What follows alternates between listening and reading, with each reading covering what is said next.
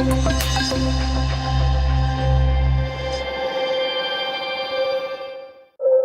all get information all the time.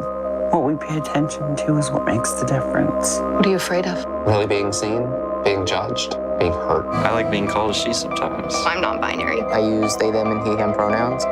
This addiction that we're seeing is not by accident, it's by design. It's psychological terrorism.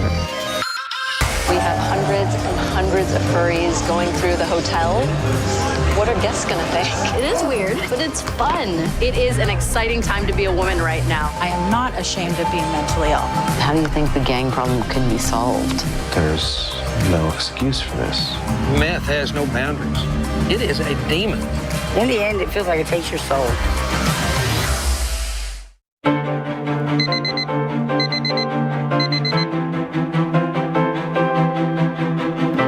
At the start of a new day, a lot needs to get done. It's a new beginning, a new chance, new opportunities, and new realities. Embrace each new day with us because we've got your back. Join us on New Day on CNN Philippines.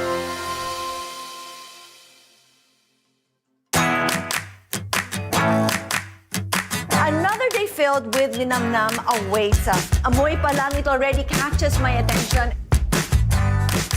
The recipe is as easy as 1, 2, and 3. Gawin mo yan sa bite at siguradong hindi ka magkakamali.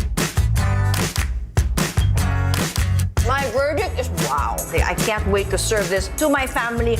It is so delicious. I'm Christine Jacobs-Sandejas, and welcome to Wholesome Meals, Better Life.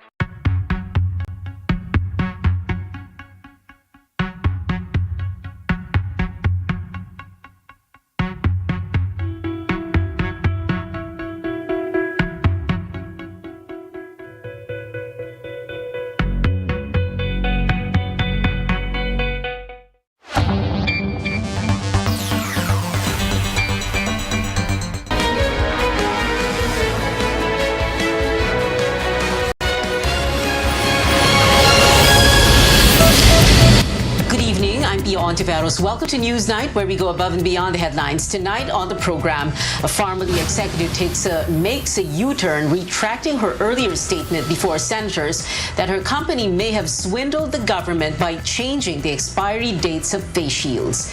Day 4 of the filing of certificates of candidacy for the 2022 elections. Aksyon Demokratiko's standard-bearer Isko Moreno and Willie Ong formalized their bids, and PDP Laban's vice presidential bet Bongo still without a running mate. And the country now has a newly crowned Miss World Philippines, but not before issues marred the pageant.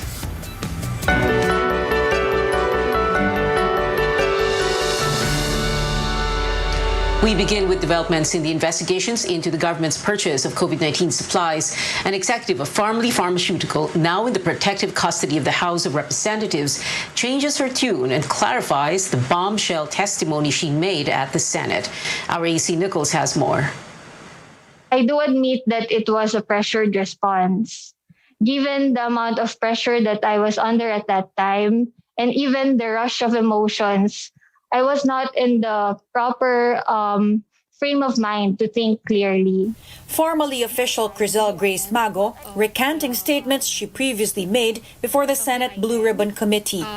This is her first public appearance after she went missing for over a week and was granted protective custody by the House of Representatives. Mago denies she was instructed to tamper with the expiration dates on the face shields delivered to the health department. She also says allegations that Pharmaly supplied the government with substandard face shields and test kits are untrue. Mago clarifies that what had happened was product certificates got mixed up after the company carried out quality control procedures. Wala pong expired na face shields. And ang instruction po na nirelay ko sa aming mga warehouse personnel is to repack po yung mga face shields namin into 10 pieces per packaging po. And then, nung ginagawa po nila yung repacking, nagsabi po sila sa akin na madaming product certificates, alin po dito yung ilalagay namin. So I told them to choose just one. Mago last appeared before the Senate on September 24th when she gave her supposedly most damaging testimony to the Blue Ribbon Committee. She confirmed at the time the claims of a witness identified as a formerly warehouse staff the damaged face shields were not being disposed of. Now, Mago is saying she got confused. I was really traumatized by what happened, and it really had a negative impact on my mental health po. The House Public Accountability Panel has repeatedly criticized senators for allegedly politicizing the probe. Lumilitaw po talaga na kung minsan naaabuso po yung kapangyarihan to conduct formal inquiries and investigation in aid of legislation. On the other hand, the House inquiry has been criticized as well, with President Duterte's allies seen as using the proceeding to defend the administration's public spending. Mago insists she was not coached to recant her previous claims. AC Nichols, CNN Philippines. Senators deny they pressured Pharmally official Crizel Mago to admit to tampering allegations. Blue Ribbon Committee Chairperson Richard Gordon says the questions posed to Mago were delivered, quote, in a calm and very measured manner, unquote. Mago recanting her statement did not come as a surprise for Gordon. He says Mago is now tied to Pharmally, which he says is protective of the administration's interests. In a separate interview, Gordon said Mago may have willfully and knowingly made a false statement because she took an oath at the Senate. Senator Frank Drilon points out Mago did not deny the government was swindled, but merely said she was, quote, not in the best frame of mind to think, unquote, a claim Drilon says cannot be corroborated. For Senator Kiko Pangilinan, Mago is a rehearsed witness whose goal, along with that of other Pharmally officials, is to allegedly lie and change a testimony when it is all too late. Gordon believes they have a solid case against Pharmally and others involved in alleged procurement anomalies. The committee will hold its 10th hearing on the handling of pandemic response funds tomorrow. Now, the Health Department lists 11 pre-existing illnesses that will be accepted as priority in the rollout of COVID-19 vaccines for minors 12 to 17 years old this month. Now, these include medical complexity, genetic and neurologic conditions, obesity, HIV infection, tuberculosis, chronic respiratory disease, and renal disorders. Vaccine czar Carlito Galvez also named the 6 hospitals in Metro Manila that will serve as vaccination sites: the Philippine Children's Medical Center, the National Children's Hospital, the Philippine Heart Center, Pasig City Children's Hospital, the Fed Del Mundo Medical Center, and the Philippine General Hospital. Health officials say the child and parent or guardian must give an informed consent and present a medical certificate about the minor's comorbidities. Children will be given Pfizer and Moderna COVID-19 vaccines, the only brands with regulatory approval for minors. Galvez says the government is allocating 60 million doses for adolescents, or around 26 to 29 million people.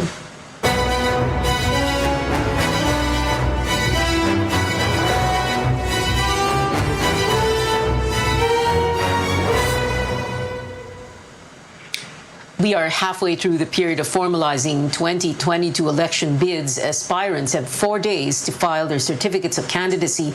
Melissa Lopez joins us live from the Sofitel's Harbor Garden tent in Pasay City. Melissa, what was today like? And tell us about the latest additions to this growing list of aspirants. Yes, Pia, the 4th day of filing was busier compared to the previous days as more politicians and party list groups filed their COCs today. Manila Mayor Isko Moreno filed his COC as president just before noon, together with his running mate, Dr. Willie Ong. In his speech, Moreno said it's the first time he has felt so nervous about an upcoming campaign, but he said he and Dr. Ong are ready to serve. Tanggapin niyo po ang aplikasyon ko. Buong kababaang loob. Bigyan niyo po ko ng pagkakataon. Paghilumin natin ang ating bansa para sa magandang kinabukasan na ating inaasam. They are the second confirmed tandem for next year, running under Acción Democrático. Apart from Moreno, 11 other aspirants filed their COCs for president today. Among them, independent bets Sonny Boy Andrade, Alfredo Respuesto, Faisal Mangundato, Gabriela Larot, and Juanita Troceño, who sang in lieu of a speech. Another revelation, it's not just PDP Laban grappling with an internal rift. The group Philippine Green Republican Party says it has two sets of standard bearers. The second faction filed a full slate of 12 senatorial bets today. Their leader, Leo Cadion, says they will have the earlier COCs of June Yulaga and Alex Lage annulled. Cadion, however, was declared a nuisance candidate in the last two elections. Several party lists also submitted their list of nominees today, including Gabriela Ascenso, AKAP, Truck Drivers Philippines, Ako IP, and Aangat Kusinerong Pinoy, with celebrity chef Boy Logro as their first nominee. Pia? Melissa, what is the running total for COCs received since the beginning of the filing period last Friday, October 1? Yes, so far, Pia, we have 20 presidential candidates, or aspiring candidates rather, 7 for the vice presidency, 39 for senator, and 48 party list groups wanting a seat in Congress so far. Back to you. Melissa Lopez there reporting. A guessing game on whether Davao City Mayor Sara Duterte will run for president. Although she filed a COC for re-election, her father, President Duterte, says she will still run for the highest post in tandem with Senator Bongo. A political analyst say voters already know this kind of game and the tactic may backfire among them. Our David Santos has more. After weeks of speculation on his political plans, President Duterte bared over the weekend his surprise withdrawal from next year's election. And today, I announce my retirement from politics. His longtime aide, Senator Bongo, taking over his slot as vice presidential aspirant. Sa klaro po ito, Sara, go. Davao City Mayor Sara Duterte, who filed her candidacy for re-election just an hour after her father's announcement, has no comment. Kumbaga, nabuhayan kami ng pag-asa. Aldrin Fermin is part of a network of supporters asking Mayor Sara to succeed her father in Malacanang. They have been clamoring for the president to give way for his daughter. Now they hope Sara would also heed their call. Yung kasi yung talagang hinihiling namin, na pakinggan niya yung damdamin ng masang Pilipino. While many may find the president's decision unexpected, for some voters, it did not come as a surprise. We'll never know kung tactics lang nila yon para lang makakuha ng simpatya ng tao. Hindi naman kasi final pa na magre-retiro na talaga siya. Marami siyang mga changes when it comes sa mga words na binibitawan niya. Strategy lang nila yun eh, parang sasabihin nila hindi tatakbo, ganyan. Then after last minute, tatakbo na. Political analyst Julio Tihanki telling CNN Philippines Newsroom Weekend, Mayor Sara's seeming indecision could be part of a game plan. Despite her public denial she's seeking the presidency, the presidential daughter remains ahead in surveys.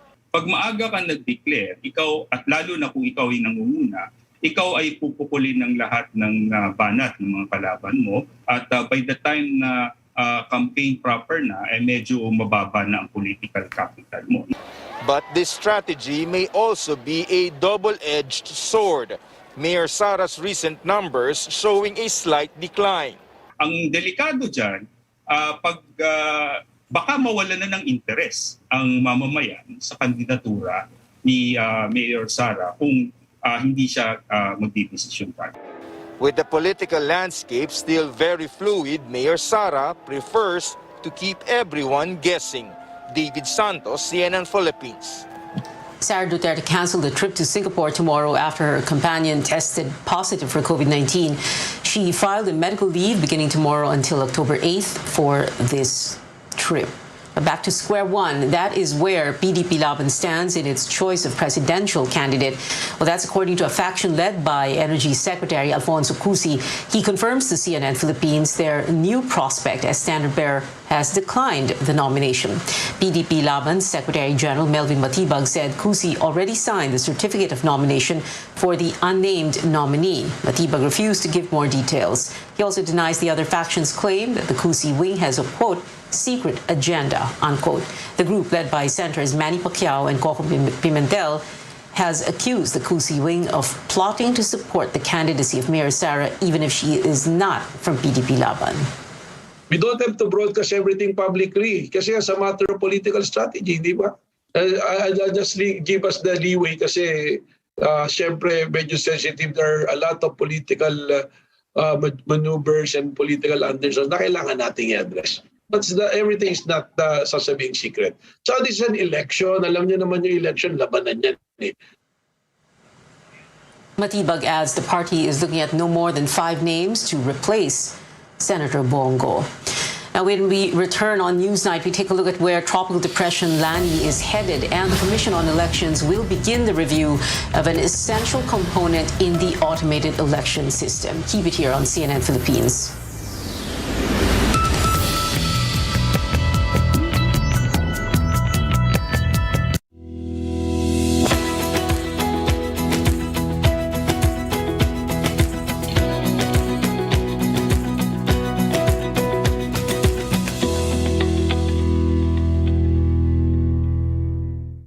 Muna na po ako.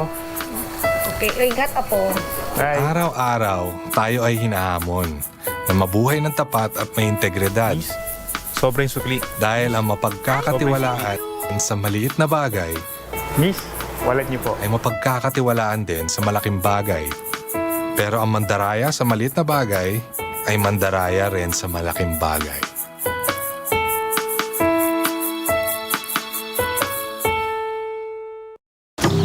Promise is not always easy to keep. But when it is to the ones you love, it's unbreakable. For all your unbreakable promises, Ford Everest. For my babies, only vet-approved Nutri-Chunks puppies. The only one with active boost and prebiotics na Pampalisto. Made with real meat with essential nutrients to help them grow strong and healthy. Happiness! Listo, ganado sa Nutri-Chunks puppies. It was the tipping point of a hastily called controversial election and of the country's dramatic return to democracy. More than 30 volunteer encoders left their workstations on that fateful day of February 9th, 1986. They said results were manipulated to favor then-President Ferdinand Marcos.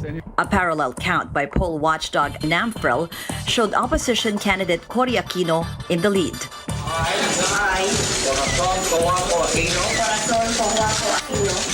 It was history in the making. Would the sea of change have turned otherwise without the vigilance of citizens groups?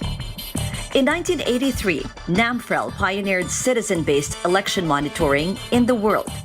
3 years later, the group became a key stakeholder in the snap election, enlisting up to 500,000 volunteers. The volunteers were on watch in polling precincts and at the same time conducted a parallel vote count. As Filipinos, wary of alleged massive fraud, closely guarded the ballots. We would know if the count is believable or has been manipulated. You have to ensure the integrity of the elections, that the elections will reflect the true will of voters. The COMELEC accredits citizens groups every election to help promote voter interest and assist in poll activities. Yan ang pinakamahalagang criteria. Non-partisan, walang kinikilingan. And then, titingnan natin kung meron silang kakayanan. With the advent of automated elections, the citizens' arm remains a key participant in the process, with access to the COMELEC system to conduct an unofficial parallel count. The partial results would then be validated with physical copies of election returns. Besides NAMFREL, the PPCRV has also been accredited to do the quick count. Other poll watchdogs mushroomed through the years. though not necessarily accredited by the COMELEC. We focus more on fraud as well as the misuse and abuse of government resources vis-a-vis the election. With the COVID-19 pandemic likely extending to the election period, poll watchdogs say the biggest challenge is getting Filipinos to show up in polling centers to vote. They are calling on the Commission on Elections to make sure voting areas will be safe from the virus and secure from fraud.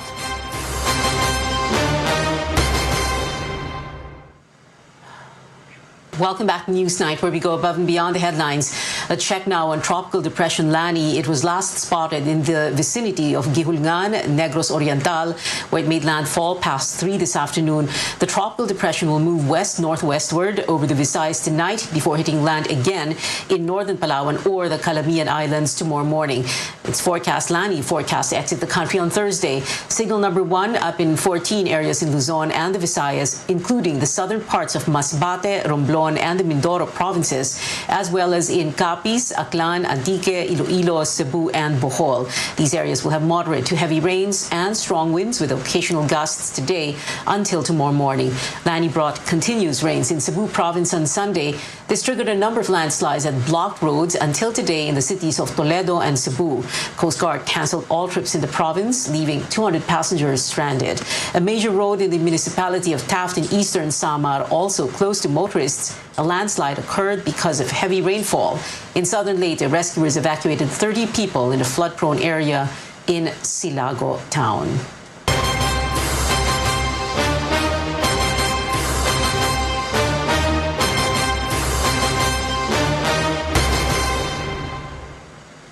The Commission on Elections kicks off the source code review ahead of the 2022 polls. This is a crucial step to make sure the automated election system will be glitch-free and to boost confidence in the conduct of the polls. Tristan Adal reports.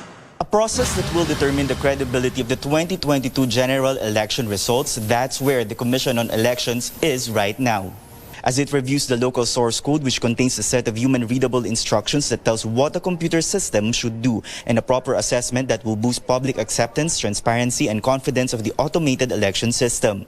The review covers a supply chain from the printing of ballots, vote counting machine, and canvassing process. It begins Tuesday and will run until March 2022. The COMELEC points out new features or enhancements in the 2022 elections, including digital signatures, QR code features, and allowing the proclamation of a lone candidate after receiving one transmission. Independent reviewers say hacking the system is still a remote possibility. Our objective is broken down as to ensure that the AES function as it should as expected, that the code is clean and without embedded malicious code, and that we are able to identify any critical or major issues or errors that could potentially impact the outcome of the election.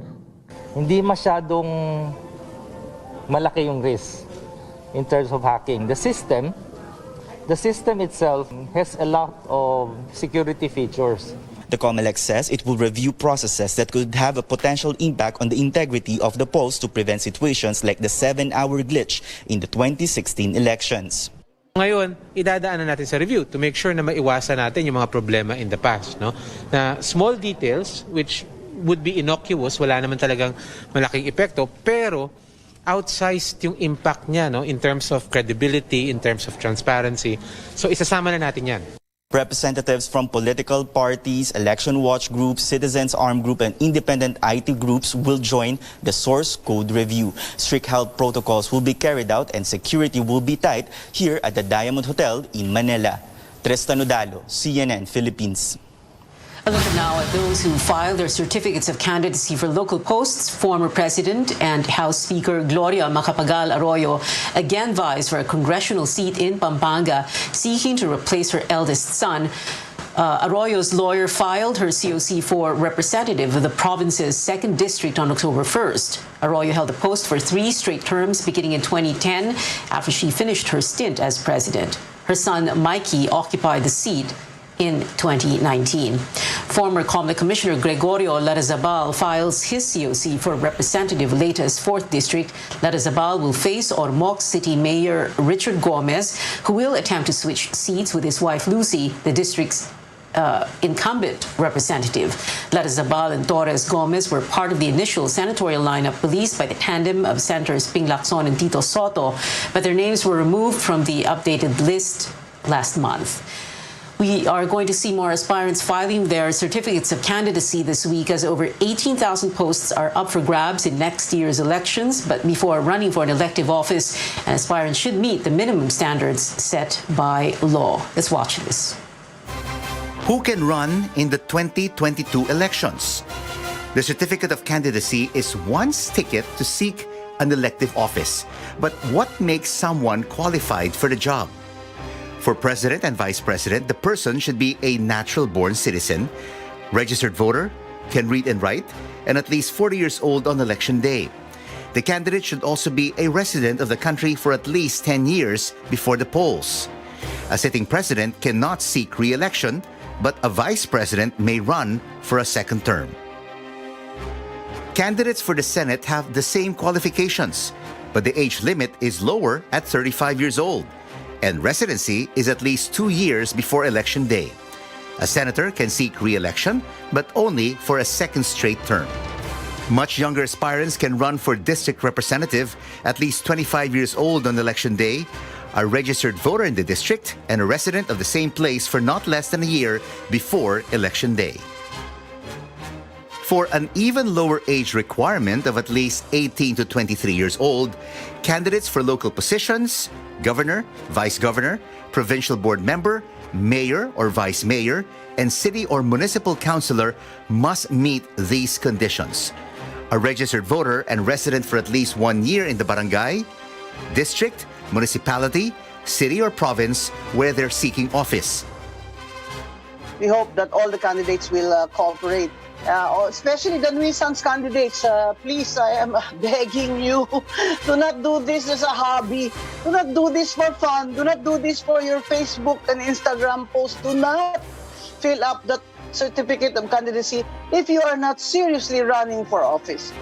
It's now open season for the elections, and voters should be wise to choose candidates based on history, advocacies, concrete plans, and other credentials to make sure they elect leaders who can govern well and bring change to the nation.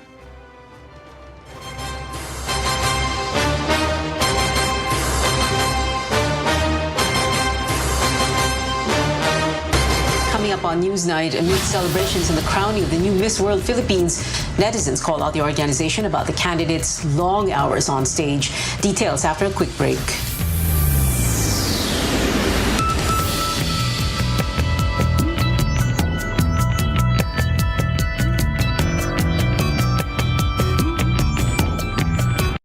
Nagsimula sa isang pangarap. Ako na po, ma'am. Ika'y tutulungang ibahin ang buhay na nakasanayan. Naka 24 months ka na sa pag-ibig. May panghulog na ako sa motor.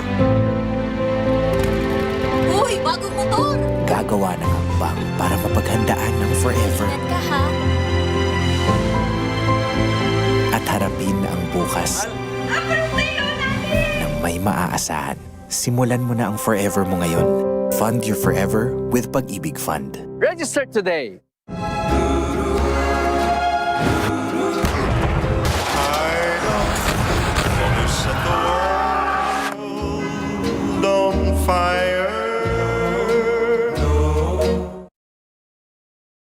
Gumagaan ang inuman pag sunbiglay. Oy, musta? Ako, stressed sa work kaya ini-imagine kong nasa beach ako. Tapos ng mabigat na araw, mag-inuman with friends and sunbiglay. Ulitin natin to. Ang alin? Imagine? Hindi, mag-inuman. Sunbiglay.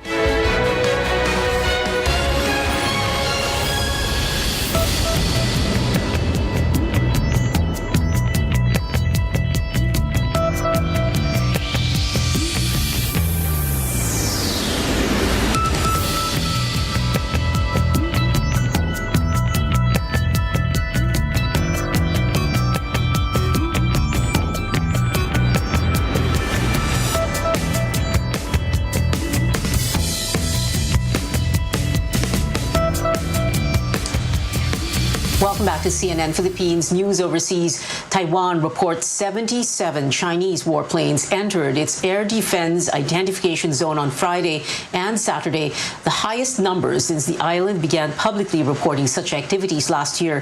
Taipei issued radio warnings and deployed air defense missile systems in response to the incursions. Taiwan and mainland China have been governed separately since the Civil War ended over 7 decades ago, but Beijing views the island as an inseparable part of its territory.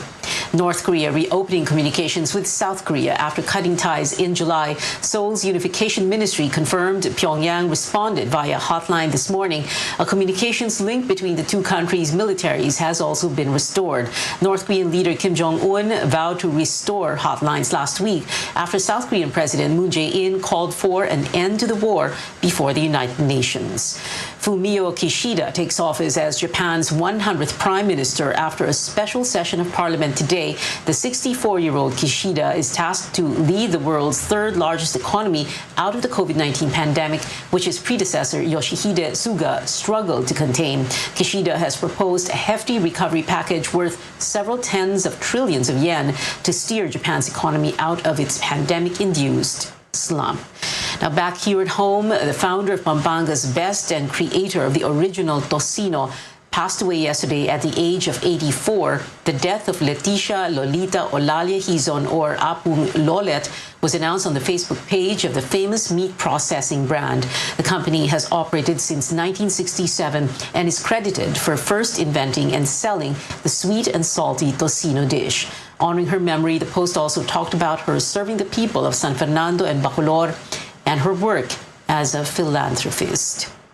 Now on to other news. This year's Miss World Philippines marred by netizens' outrage after a controversial question from Judge, presidential spokesman Harry Roque, and two stumbles from its newly crowned queen, Tracy Maureen Perez. The anger directed at the pageant's organization, with the coronation night stretching to almost 7 hours. Netizens said contestants were exhausted. Some blamed the unfortunate two-time tumble, one before Perez's crowning and the other during her first walk as the new Miss World Philippines, on the organizers' failure to take the welfare of participants into account. Netizens also quick to criticize the presidential spokesperson's question to Cebu Province Representative Shaila Rebortera. Roque asked what advice she would give the frontrunner for president about running despite having very young children. Critics claimed the question was misogynistic, pointing out how he laughed after Rebortera gave an answer. But Roque defended his question when brought up at a media briefing in Pampanga. He said the reactions online were OA, or overacting, and that it was a valid question. Now, in the end, Rebortera's answer impressed the judges, winning her the Miss Multinational Philippines title. Reina Hispano-Americana Filipinas is Emmanuel Vera. Miss Environment Philippines is Michelle Arceo, and Miss Eco Teen Philippines is Tatiana Austria. The night also saw other winners in Trisha Martinez as Miss Tourism Philippines and Kathleen Paton as Miss Eco Philippines. 82 days left before Christmas, and that is it for now. Thank you for watching. I'll see you again at 7 for News.ph. I'm Pia HONTEVEROS for Newsnight, where we go above and beyond the headlines.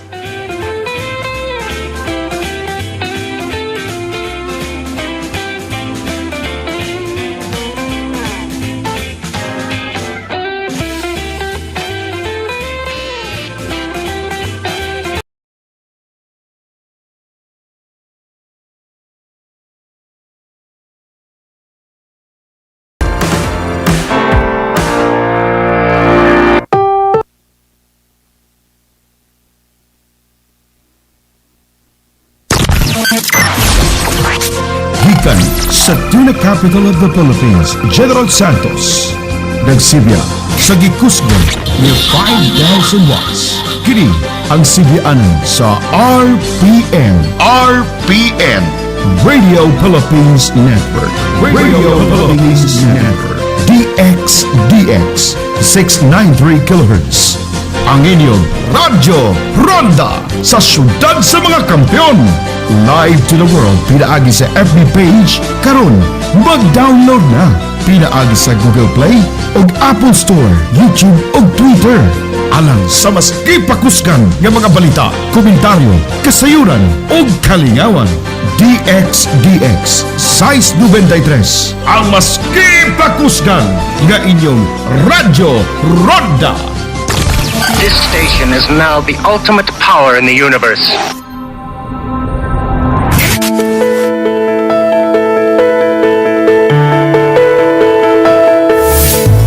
These days, masks, alcohol, and hand sanitizers are a must-have in every household.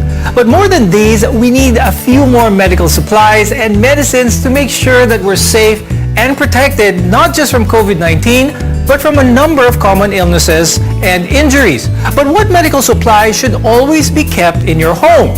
What are these items for? And how and when should we use them? And when is it time to go see a doctor for professional help? Today on the show, we'll talk about the essentials for a well-stocked medicine cabinet. I'm Dr. Freddy Gomez, and welcome to MedTalk Health Talk, where your care comes first.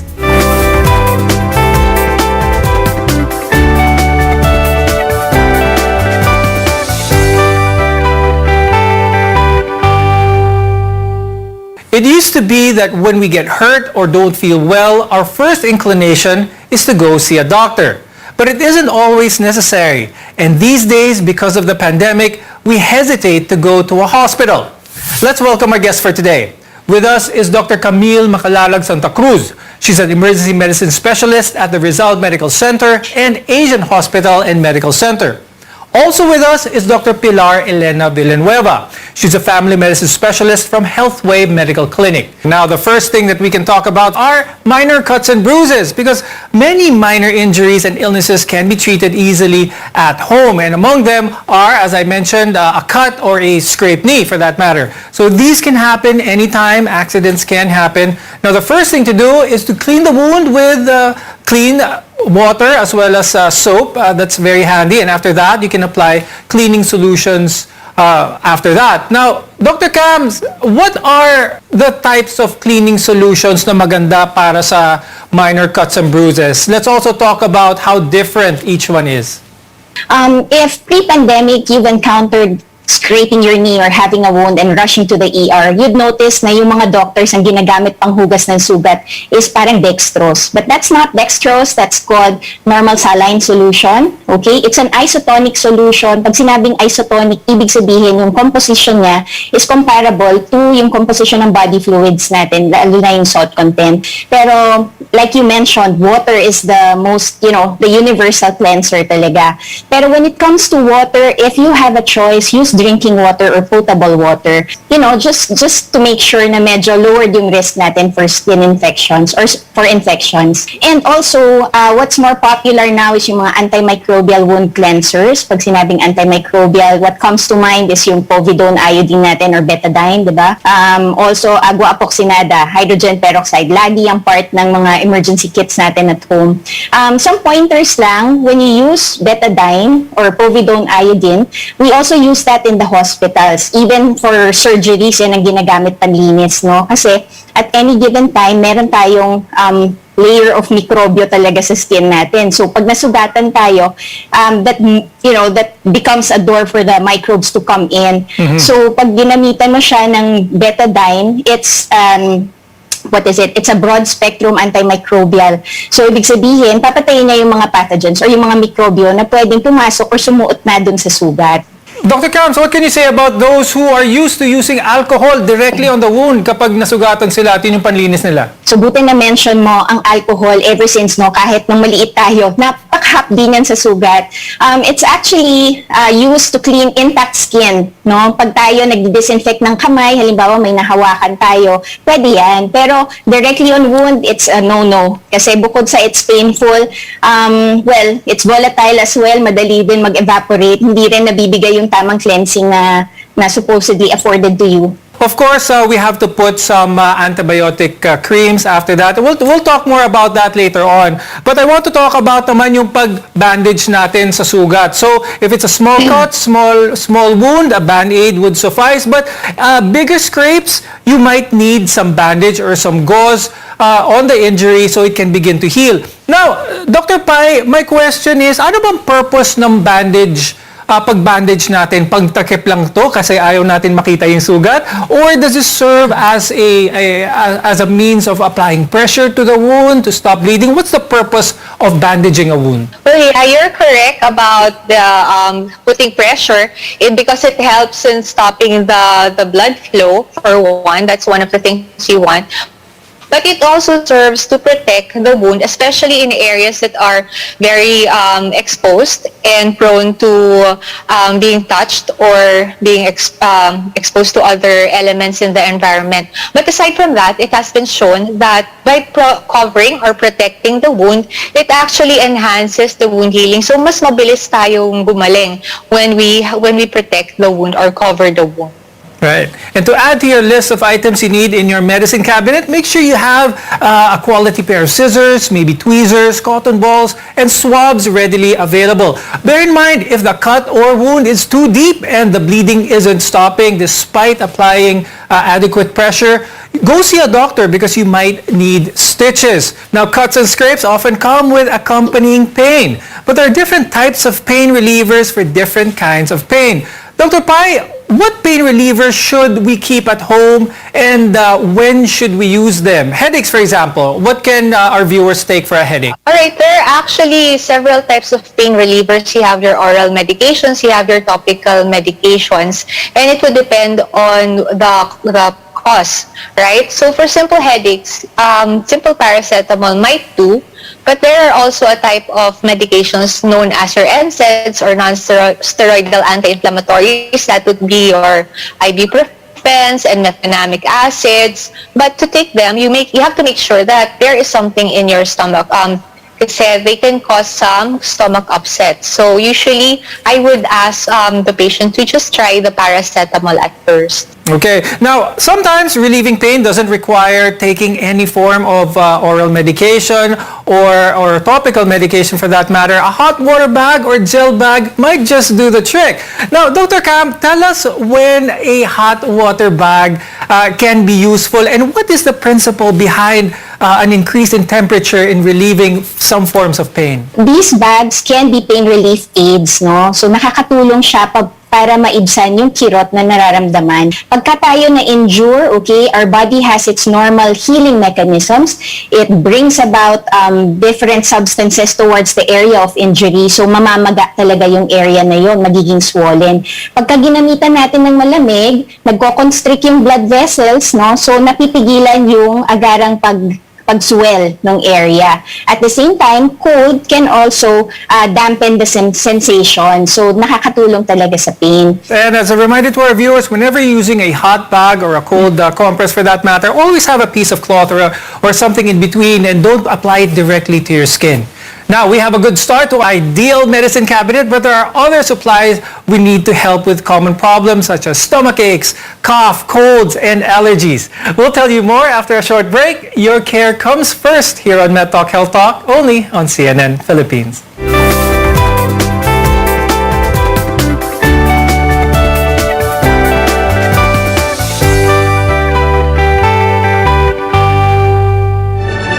RPN DXDX General Santos. Ang Boses ni Juan 2021 ay hatid sa inyo ni Mr. Eugene Tata Alzate. Mr. Eugene Tata Alzate ng Glan, Sarangani Province.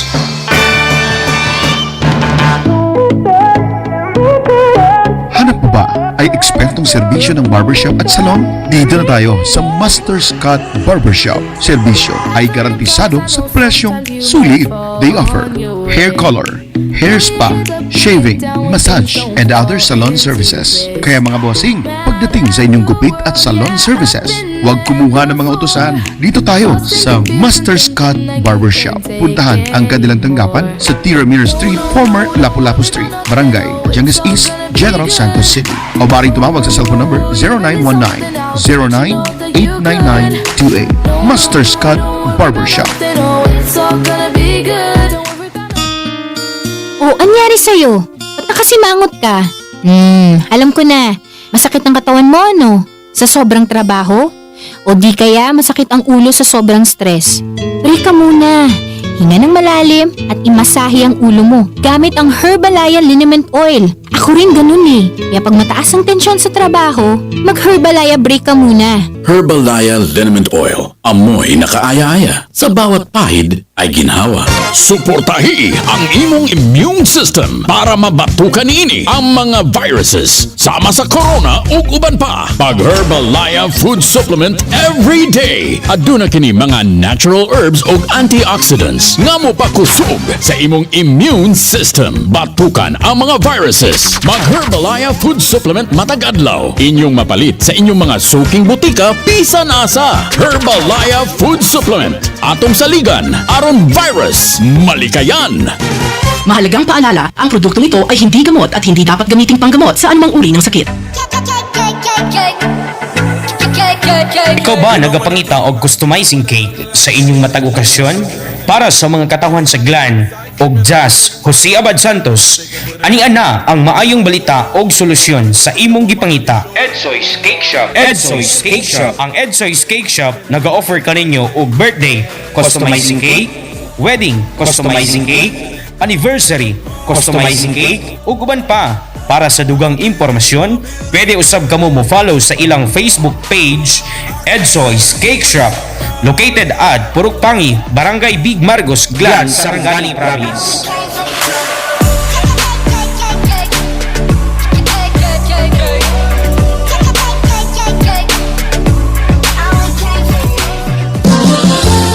Tuna Exporters Multi-Purpose Cooperative. Tuna Exporters Multi-Purpose Cooperative.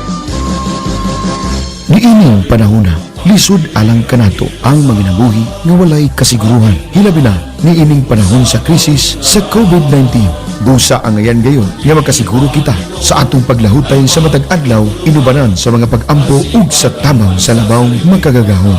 Ang Tuna Exporters Multi-Purpose Cooperative 19 katuig na nga matinud-anong nag-amping sa tanang miyembro niini ana-ana sa mukabat 2,400 ka mga dedikado ug kuihan nga member owners ang kasamtangang malipayon na ginabuhi sa nagkalalaing kliyenteng kumpanya sa Temco. Pagpamatuod nga misubay gayud kini sa iyang misyon nga muhatag og di-kalidad, epektibo ug kasaligan nga pagpanerbisyo sa tanang kliyente ingon man ang sustinableng panginabuhian alang sa tanan.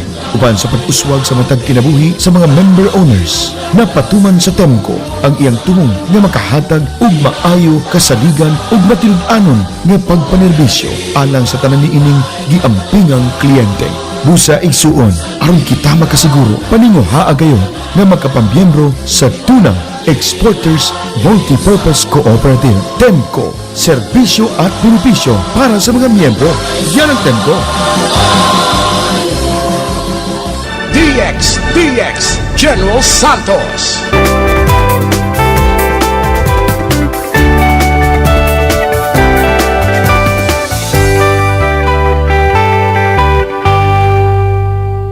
You're watching Med Talk Health Talk on CNN Philippines, where your care always comes first. I'm Dr. Freddy Gomez. Nothing can slow down your day like stomach distress, discomfort, and pain.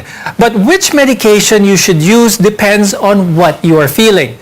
Dr. Pai, what medicines do you recommend that we add to our medicine cabinet to treat most common stomach problems? Well, usually we have that in stock here.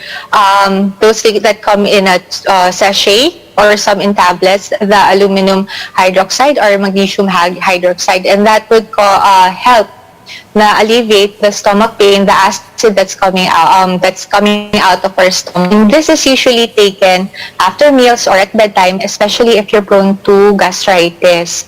Okay, very good. Now, Dr. Pai, there's also another common stomach problem, and that is diarrhea. Now, there are several medications actually for diarrhea. One is to try and relinquish whatever is causing that diarrhea, and there's also some medication that lessens the spasm of the stomach, hence giving some relief to that. When should you use one medication as opposed to the other? Well, actually, we have to make sure first that there are no red flags. If there's fever, if there's blood in the stool, or if there's too much going out, a lot of water going out, or there's mucus coming out, you should go see the doctor by then because those are not good signs. But for those instances where we want to stop or relieve ourselves, we have to check first, is there signs of infection? If there's no signs of infections, then we can loperamide that would stop the diarrhea. But it would also help, more important note, to be well hydrated during this time. Now, a persistent cough, stuffy or runny nose, and watery eyes can be treated in a number of ways. Dr. Camille, which medication should we take for colds and coughs? But before that, is there a tried and true medication that can cure us from the common cold? There are a lot of over-the-counter medications out there that we can get from our usual drugstore, no? But many of these treatments have combinations in them. So, lagi nating babasahin kung ano yung components, no? Usually, meron yan decongestant. Kung para sa sipon, merong decongestant, merong antihistamine, at may pain reliever. Magkakasama yan. So, always be conscious about what you take in, no? For colds, for example, for stuffy nose, yung decongestant works perfectly, no? And also, yung mga cold preparations na ito are usually safe naman to use. However, always be conscious if you are hypertensive. Some of the decongestants are actually vasoconstrictors, so pinapataas niya yung BP mo. So, kaya usually hindi recommended sa mga may hypertension ang kaliwat kanan umiinom ng mga cold preparations, no? So, aside from decongestants, yung, of course, pag may colds tayo, may congestion, may pananakit na din ng ulo. So, yung pain reliever that comes with that cold preparation usually works well as fine as well, no? So, when it comes to cough suppressants, it's centrally acting, no? Ibig sabihin, pinapahinto niya yung cough reflex, okay? Pero paano kung maplema ka? Ibig sabihin, meron kang kailangan ilabas, no? Dun sa airway mo na nakakairita. Dito papasok ang expectorants natin or ang mucolytics. So, always check what type of cough medication you are about to take, no? So, for your safety as well. So, always drink plenty of water, tulad ng sabi ni Dr. Pai, that helps with our respiratory system. Aside from that, of course, you may supplement with vitamin C and zinc. They're proven to minimize, no, yung symptoms ng common cold natin. So, yun. Now, moving on from cough and colds, let's talk about allergies naman, because sometimes the symptoms for allergies can be similar to those for a cold, but the medication you take isn't. Dr. Cam, which medication should we take for allergy-related problems? And our viewers have to know that there are some allergy medications that can cause drowsiness. Yes, that's true. So when it comes to allergies, it means you've encountered an allergen, no? Yung nakakairita sa sistema mo. And as an effect, your body is producing histamines, no? To combat these allergens. So yung pag-produce ng katawan natin ng tinatawag na histamine, yan po ang rason kaya tayo nagkakaroon ng runny nose, no? Watery eyes, minsan pangangate, mga rashes, no, or hives sa katawan. So our antihistamine, no, works to combat, no, yung release ng histamine from the cells. So maraming klase ng antihistamines, and like Doc Freddy said, ang pinaka-common side effect, it will make you drowsy or sleepy. So medyo maging conscious lang tayo, especially kung magda-drive tayo, no, or meron tayong gagawin na involving knives or anything sharps na medyo hold off yung mga activities na gano'n if you're taking an antihistamine for your safety. Okay, very good. Now, Dr. Pai, when it comes to antihistamines, what should our viewers know about how fast that these can work? Well, it depends on the type of antihistamine you're going to take. So, a lot of them would last for a whole day. So, it might take a while, about 20 to 30 minutes before they would move or they will start to work for us. But there are some that are short-acting, which move faster or work faster, but they usually have a shorter lifespan. So these are the types that we usually take more often throughout the day. Okay. Now, we're just about to close our medicine chest, but before we do, we'll take a closer look at medical safety, plus a few more medical-related supplies that you might need. We'll fill you in after the break. We're your partner in healthcare here on MedTalk Health Talk. Stay with us.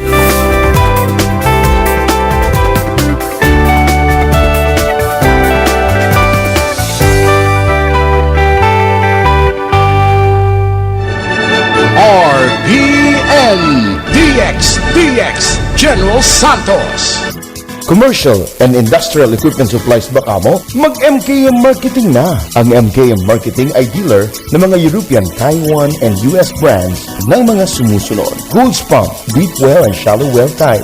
Submersible Pump, Generator, Single Piston Engines, Yanmar, Kubota, and Mitsubishi brand. Farm Tractor, at mga electronic na motor.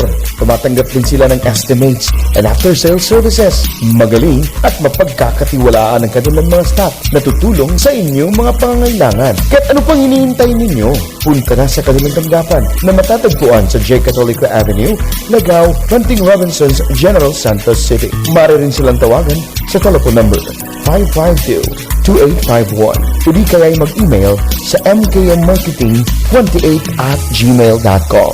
Basta di kalidad na serbisyo sa abot kayang presyo ng mga commercial and industrial equipment supplies. Mag-MKM Marketing na! MKM Marketing, ang sagot sa inyong pangangailangan. Sa mga minamahal naming mga member, consumer owners, maaari din pong magbayad ng Socoteco Tube Power Bills sa mga sumusunod na payment channels. Para sa full payment ng past due at current accounts, maaaring magbayad sa SM Mall of Jensen, Save More Kalumpang at Save More Purok Malakas. At para naman sa full payment bago ang due date, maaaring magbayad sa M. Luwilier, Palawan, RD Pawn Shops at Socoteco Tube Accredited Banks. Isang paalala mula sa Socoteco Tube. Huy, naunsa man ka? Nagmugot lagi ka. Kabalon ako. Ikapoy ka no. Sakit imo lawas tungod sa sobrang trabaho? O sakit imo ulo tungod sa stress? Pahuway una. Ginhawag lawom ug hiluta ang imong ulo gamit ang Herbalaya Liniment Oil. Kay mausab ni akong ginahimo. Maong akong taas ang tensyon sa trabaho, mag-Herbalaya break sa Herbalaya Liniment Oil. Amoy nakaaya-aya. Sa bawat pahid ay ginhawa. Ang lemongrass o tanglad na pamatudan na makapakunhod sa blood pressure. Ang luyang dilaw, makawala sa insomnia o bad cholesterol. Ang ampalaya, gamhanan alang sa diabetes. Ang malunggay na puno sa vitamina ug minerals. Kining tanan ug uban pang mga natural antioxidants. Ana sa Herbalaya Food Supplement. Proteksyon ni ang imong lawas. Tumar og Herbalaya Food Supplement matag adlaw. Mapalit sa imong suking butika bisan asa. Herbalaya Food Supplement. Atong kadangpan ug kasaligan. Mahalagang paalala, ang produktong ito ay hindi gamot at hindi dapat gamiting panggamot sa anumang uri ng sakit. Sa bakunang parating, aangat ang pag-asa. Malalabanan ng pandemya. Aangat rin ng kumpiyansa. Pag nagmask, hugas, at iwas pa, mababawasan na ang kaba. Sa iyong pagpapabakuna, maiingatan ang sarili at ang kapwa. Pag nagpapakuna, ingat-angat tayong lahat. Ingat-angat, bakuna lahat. A message from PMA, PSMID, and kapisanan ng mga broadcaster ng Pilipinas. DXDX General Santos.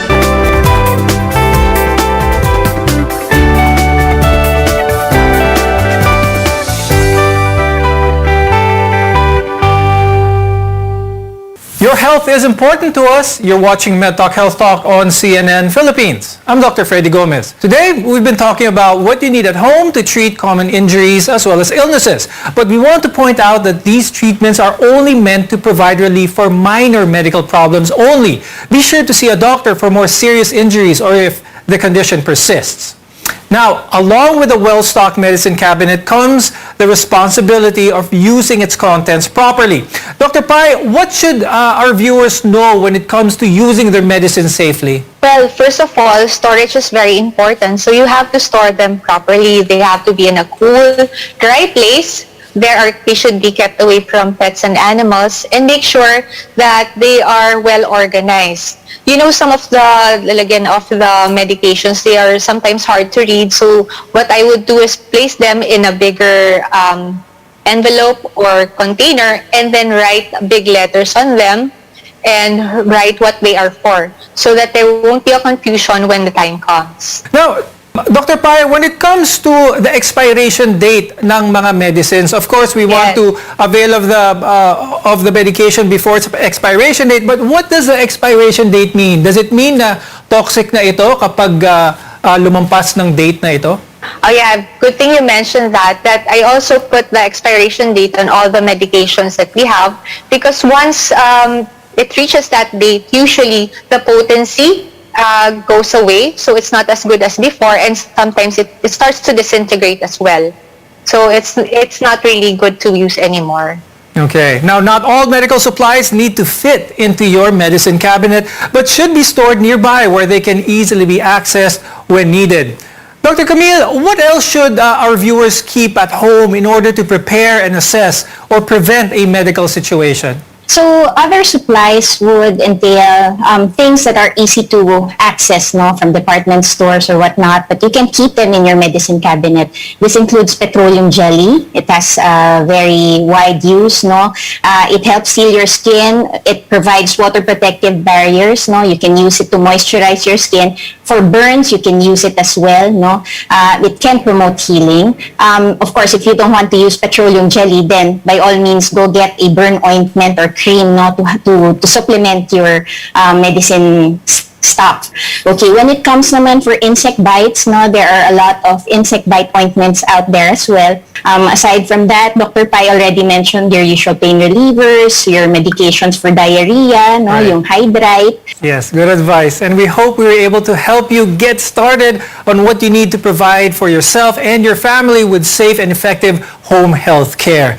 With that, I'd like to thank our guest, Emergency Medicine Specialist Dr. Camille Macalalag Santa Cruz and Family Medicine Specialist Dr. Pilar Elena Villanueva. Maraming salamat sa inyong dalawa. Don't wait until it's too late to supply your medicine cabinet. Educate yourself on home treatments and remember to use your medicines safely. I'm Dr. Freddy Gomez and thanks for watching MedTalk Health Talk here on CNN Philippines.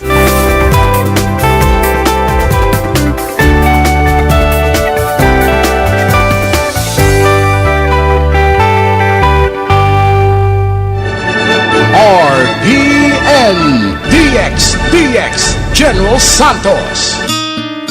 O, anyari sa'yo? Ba't nakasimangot ka? Alam ko na. Masakit ang katawan mo, ano? Sa sobrang trabaho? O di kaya masakit ang ulo sa sobrang stress? Break ka muna. Hinga ng malalim at imasahe ang ulo mo gamit ang Herbalaya Liniment Oil. Ako rin ganun eh. Kaya pag mataas ang tensyon sa trabaho, mag-Herbalaya break ka muna. Herbalaya Liniment Oil. Amoy na kaaya-aya. Sa bawat pahid ay ginhawa. Suportahi ang imong immune system para mabatukan ini ang mga viruses sama sa corona ug uban pa. Pag Herbalaya Food Supplement every day. Aduna kini mga natural herbs ug antioxidants nga mopakusog sa imong immune system. Batukan ang mga viruses. Mag Herbalaya Food Supplement matag adlaw. Inyong mapalit sa inyong mga suking butika bisan asa. Herbalaya Food Supplement. Atong saligan aron virus malikayan. Mahalagang paalala, ang produktong ito ay hindi gamot at hindi dapat gamiting panggamot sa anumang uri ng sakit. Jensen City, Vax and Win at KCC and Veranza. 2 ways to join. Dalhin ang iyong Vax card and bonus card para sa free raffle entry araw-araw. Or get more entries when you shop and dine sa KCC at Veranza. More chances to win. More shops, more brands. Maraming pagpipilian. 5 million in shopping money. Jensen City, Vax and Win at KCC and Veranza. Gikan sa tuna capital of the Philippines, General Santos. Nagsilya sa gikusgon